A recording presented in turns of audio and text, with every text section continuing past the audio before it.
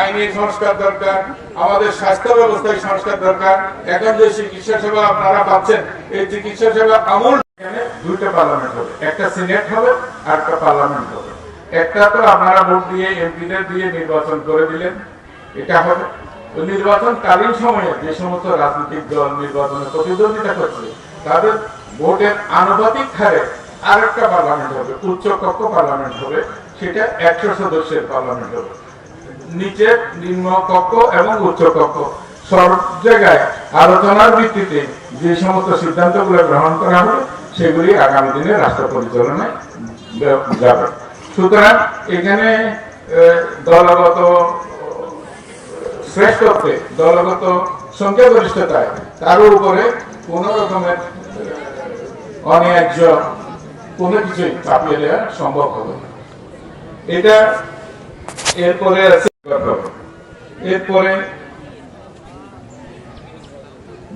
জুলাই সনদে ঐক্যমতের ভিত্তিতে প্রায় 62টা শর্ত এই জুলাই সনদে সব রাজনৈতিক দল মিলে স্বাক্ষর করেছে।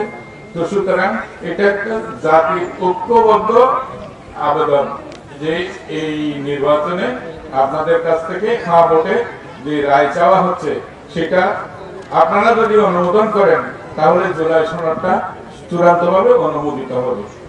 এর ফলভোগী আমরা জাতিগতভাবে আমরা সবাই হব নির্বিশেষে, এবং এখানে সব জায়গায় সকল ক্ষেত্রে জনগণের অধিকারকে সর্বাগ্রে গুরুত্ব দেওয়া হয়েছে, যাতে জনগণ কোনো অবস্থাতেই যেন জবাবদিহির বাইরে সরকার যেন না যেতে পারে, সেটা যেন জনগণ সবসময় চাইতে পারে, সেই উদ্যোগ এখানে গ্রহণ করা হয়েছে।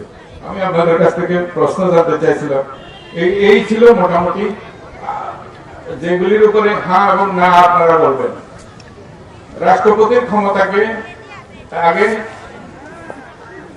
দলীয় বিবেচনা বহু বড় বড় অপরাধীকে রাষ্ট্রপতি ক্ষমা করেছে, এমনকি হত্যাকাণ্ডের আসামিকে, ফাঁসির আসামিকে রাষ্ট্রপতি ক্ষমা করেছেন।